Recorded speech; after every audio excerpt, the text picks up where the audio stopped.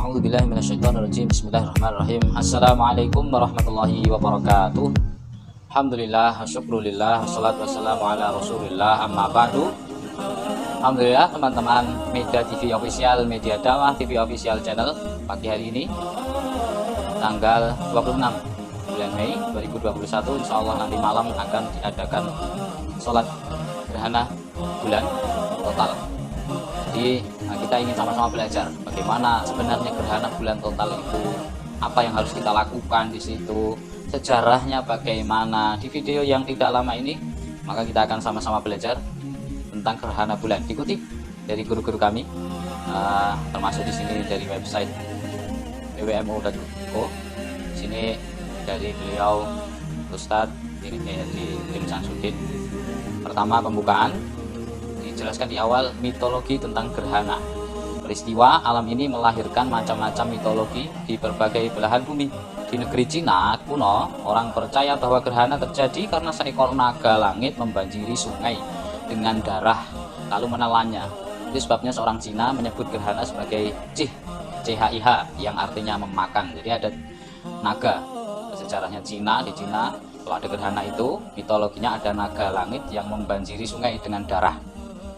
Banjiri sungai dengan darah lalu menelan sungai itu. Kemudian di Jepang juga ada orang Jepang percaya kalau gerhana matahari karena ada racun yang disebabkan ke bumi. Untuk menghindari air di bumi terkontaminasi oleh racun tersebut, maka masyarakat menutupi rapat sumur-sumur mereka. Ini di Jepang. Kalau di Indonesia, khususnya di Jawa, dahulu orang-orang menganggap bahwa gerhana bulan terjadi karena ada Bathara Kala alias raksasa jahat memakan rembulan. Maka mereka kemudian beramai-ramai memukul kentongan pada saat gerhana untuk menakut-nakuti dan mengusir Bathara Kala itu. Jadi ada ceritanya di situ. Kalau di Jawa khususnya ada raksasa jahat yang dinamakan Bathara Kala memakan rembulan.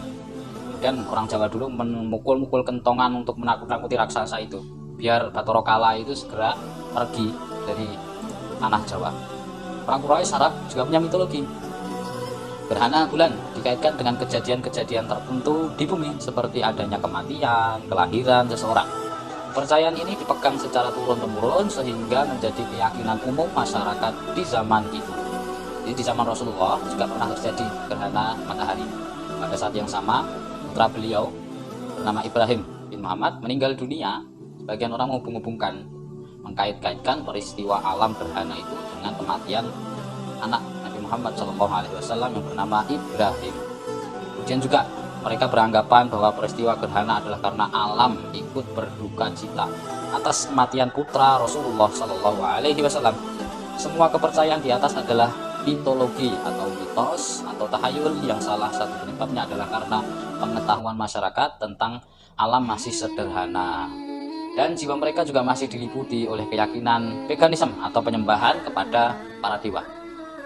Jadi ini sejarah mitologinya dahulu. Nah, di sini Islam meluruskan mitologi itu, di antara misi Islam yaitu melenyapkan mitologi dari keyakinan manusia, karena mitologi adalah kepercayaan-kepercayaan yang bersemayam dalam jiwa masyarakat tetapi tidak memiliki dasar baik dengan nalar maupun dengan wahyu. Dahulu orang-orang Romawi memberi nama hari mereka dengan nama dewa-dewa yang mereka sembah dan mereka agungkan. Sunday contohnya ya, Sunday itu kan sun itu matahari, day itu hari, Sunday hari.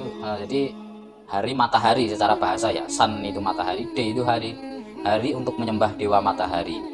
Kalau tertulis di sini ya, Monday hari untuk menyembah dewa rembulan karena man itu bulan, day itu hari. Saturday hari untuk menyembah dewa Saturnus. Kemudian Islam melenyapkan mitologi tersebut dengan memberi nama hari berdasarkan urut-urutannya, yaitu Isnain, Thulatha, Arbi'a, Khamis, Jum'ah, Sabat atau Sabtu. Nah, ini di hari Islam. Demikian dalam masalah gerhana ini Rasulullah SAW menjelaskan rembulan bulan. Bulan itu atau matahari adalah benda langit seperti benda-benda langit yang lainnya yang merupakan tanda-tanda keagungan Allah Subhanahu wa taala. Tanda-tanda kemutlakan kekuasaan Allah atas semua makhluknya. Dan fenomena alam yang berwujud gerhana, baik matahari atau rembulan, bukan karena kematian atau kelahiran seseorang, melainkan peristiwa alam yang akan memperkuat keimanan kita. Semoga semakin mendekatkan kita kepada Allah Subhanahu wa taala.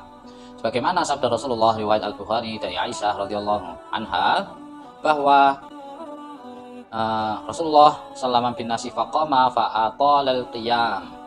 Jadi ketika terjadi gerhana pada zaman Rasul, fa'aqama fa'atalal qiyam, maka Rasul berdiri, kemudian mendirikan sholat bersama banyak orang, kemudian dalam sholatnya itu berdiri lama, kemudian rukuk dengan memanjangkan rukuknya, setelah itu berdiri lagi dengan lama berdirinya, jadi Al-Fatihah lagi, 2 kali Al-Fatihahnya, namun tidak selama yang pertama. Jadi setelah Al-Fatihah ada surat pendek, surat yang kedua ini atau Al-Fatihah yang kedua di rakaat yang pertama ini tidak sepanjang surat pendek setelah Al-Fatihah yang pertama itu tadi.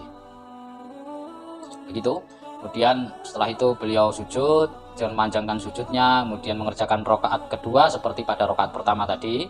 Jadi pada intinya sholat gerhana baik kusuf maupun khusuf itu 2 rakaat dengan 4 kali Al-Fatihah, yaitu dan 4 kali rukuk. 4 kali Al-Fatihah dan 4 kali rukuk. Al-Fatihah surat pendek di rakaat pertama nih ya. Al-Fatihah surat pendek, rukuk, setelah rukuk berdiri Al-Fatihah lagi. Al-Fatihah lagi. Kalau seharusnya kan setelah rukuk berdiri terus sujud, nah ini enggak. Setelah rukuk berdiri Al-Fatihah lagi, kemudian surat pendek yang tidak selama surat yang pertama tadi, surat yang lebih pendek. Kemudian baru rukuk, nah ini rukuk yang kedua, dan iktidal berdiri baru sujud.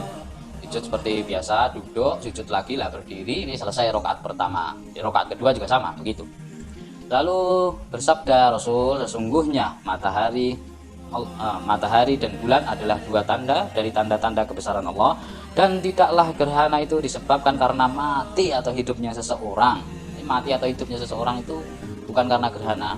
Jika kalian melihat gerhana, ini pesan Rasul ya, maka banyaklah berdoa kepada Allah, bertakbirlah, dirikanlah sholat, dan bersedekahlah. Takbir, mendirikan sholat, sedekah. Hadis Bukhari nomor 986. Jadi bersedekah juga dianjurkan ketika masa-masa setelah sholat gerhana itu. 4 sikap menghadapi gerhana. Pertama, bahwa tidak ada hubungan antara peristiwa gerhana dengan kelahiran atau kematian seseorang. Itu tidak ada hubungannya. Mitologi tidak memiliki tempat dalam ajaran agama Islam. Kedua, bahwasanya kita harus mampu menjadikan momentum gerhana sebagai sarana untuk semakin meningkatkan kualitas ibadah kita kepada Allah Subhanahu wa taala, mendekatkan diri kepada Allah Subhanahu wa taala dengan cara melaksanakan sholat gerhana, banyak bertakbir dan berdoa kepadanya. Juga sebagai sarana untuk meningkatkan kualitas hubungan baik kita dengan sesama manusia dengan cara memperbanyak sedekah dan menebar manfaat kepada mereka. Jelas di sini tadi dari hadis Rasul, dan bersedekahlah. Bertakbir, berdoalah kepada Allah. Jika kalian melihat gerhana, maka banyak berdoa kepada Allah, bertakbir, dirikan sholat, dan bersedekahlah. Jelas Bukhari nomor 986, tidak ada keraguan di dalam. Sedekah. Sedekah itu melipat gandakan uang, melipat gandakan materi, dan melipat gandakan pahala juga pastinya dari Allah Subhanahu wa taala. Jadi sampai ke kedua. Yang ketiga, sikap kita juga yang ketiga. Gerhana juga merupakan peringatan dari Allah kepada para hambanya agar segera bertaubat dari dosa dan kesalahan-kesalahannya. Karena Nabi juga bersabda, di mana gerhana matahari dan bulan adalah 2 di antara tanda-tanda kekuasaan Allah yang dengan keduanya ia menakut-nakuti dan memperingatkan hamba-hambanya. Jadi jelas dari hadis ini kita dapat tahu bahwa gerhana adalah peringatan bagi para hamba agar menjauhi kemaksiatan dan bersegera melakukan berbagai kebaikan. Gerhana peringatan bagi kita semua agar bersegera melakukan taubat dengan taubatan nasuha dari semua dosa dan maksiat, segera bertobat. Karena Allah juga berfirman di sini, A'udzubillahi minasyaitonirrajim, wa ma nursilu bil ayati illa takhwifan, dalam Al-Isra ayat 59. Artinya, dan tidaklah kami mengirimkan tanda-tanda itu kecuali dalam rangka untuk menakut-nakuti dan memberi peringatan. Ini Allah berfirman, Al-Isra ayat 59. Taubat nasuha itu dilakukan dengan cara bersungguh-sungguh dan memenuhi segala rukun taubat. Apa itu rukun taubat? Menyesal, meninggalkan dosa, bertekad untuk tidak mengulanginya lagi yang dengan dosa yang pernah ia lakukan. Jadi minimal ada 3 ini rukun taubatan nasuha ini. Menyesal sekali bahwa dahulu kala pernah melakukan perbuatan jahiliyah. Oh ya Allah, saya menyesal. Kemudian saya ingin meninggalkan dosa itu. Ini rukun yang kedua, meninggalkan dosa. Sudah, saya meninggalkan dosa ya Allah.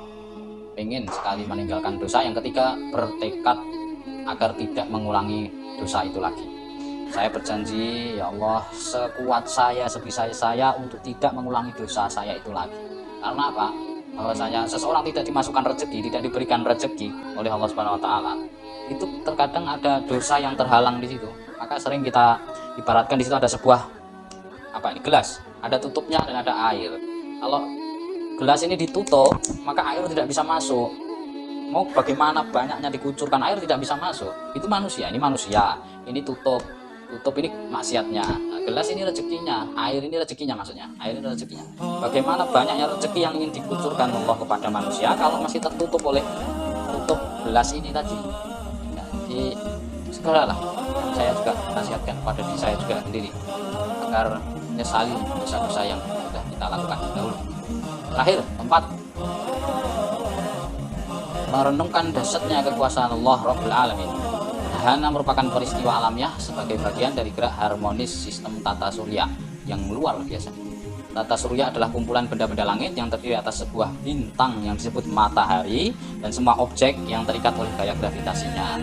Tata surya kita sendiri terletak di antara galaksi Bima Sakti, sebuah galaksi spiral yang berdiameter sekitar 100.000 tahun cahaya dan memiliki sekitar 200 miliar bintang.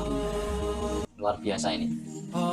Matahari berlokasi di salah satu lengan spiral galaksi yang disebut dengan lengan Orion. Letak matahari berjarak antara 25.000 dan 28.000 tahun cahaya dari pusat galaksi.